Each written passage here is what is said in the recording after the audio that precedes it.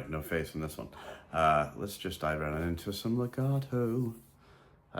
Left hand stuff. It's tricky at times. I was pretty convinced I'd never be able to pick fast, so I was really into doing a lot of left hand things in the very beginning. I really loved so much of that, and really hip to the, really thought that was cool.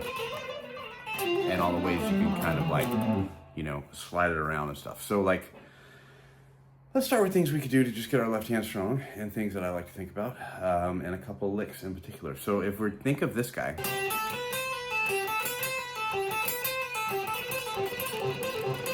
I find people have a hard time with this if they don't go down, up a lot. So I'm going down, up, down, up, down, up, pull off. Of course, you've heard Paul Gilbert kind of refer to this as like a snarl thing. If you're looking at being an A,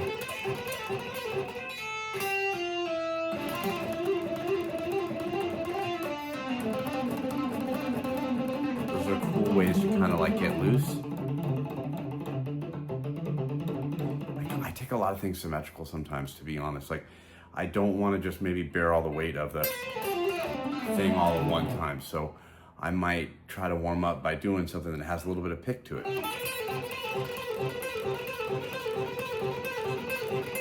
You know, getting that in there, going up another position. I like to try to mute everything as much as I possibly can and allow that strength off of that particular finger. Richie Kotzen talked about that in a lot of his stuff back in the day.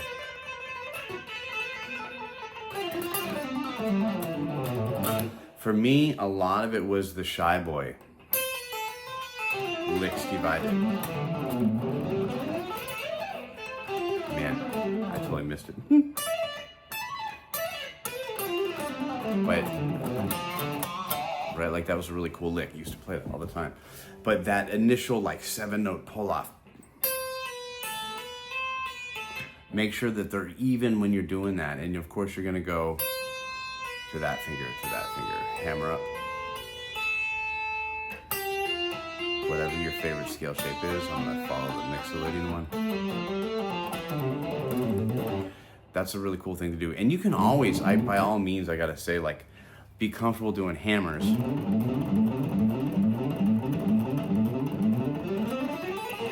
Take them symmetrical.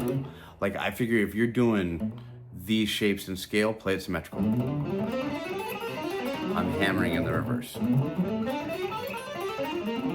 You can do sixes. 1, 2, 3, 4, 5, 6. 1, 2, 3, 4, 5, 6. You do sixes and nines. And then, you know, do the reverse. You can do that for all your scale shapes. So if you have a half step and a whole step,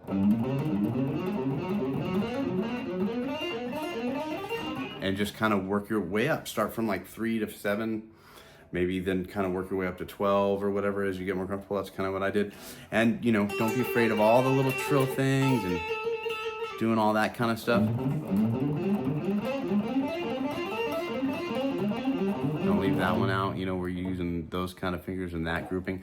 So that stuff is really, really big to think about. And then you kind of start to say, okay, how am I going to practice this? Well, a lot of times what I would do is I would do pick 3, hammer 3.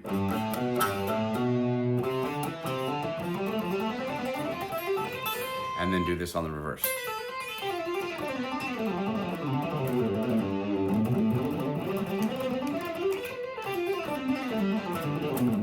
And kind of do something like that.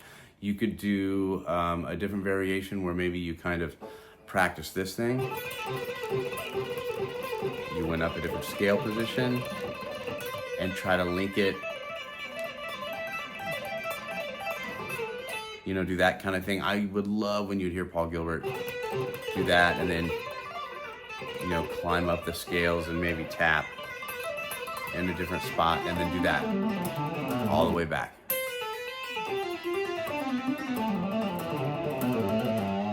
That's really big. A really cool one to do if you're working symmetrical is you can do hammer off the pinky.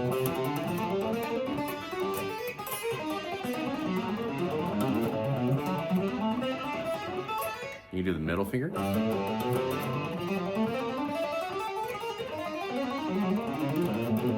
All those things really, really help your hand strength. So there's a lot we can think about, but you know, when you're kind of like thinking how to practice it, sometimes these things work really well while you're working on your picking. If you're doing that exercise and you're working on that like crazy, get a little bit more in the light. Sorry, we're dim, but that's just the way we're rolling it. If you're going like this, you get kind of tired. Then you get into the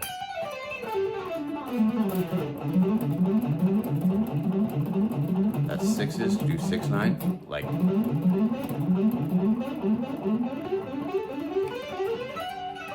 all the way down. Then just kind of work these things up because they're, you know, it's like being in the gym, so to speak, when you're just taking it from that tactic of working at it from a technical perspective.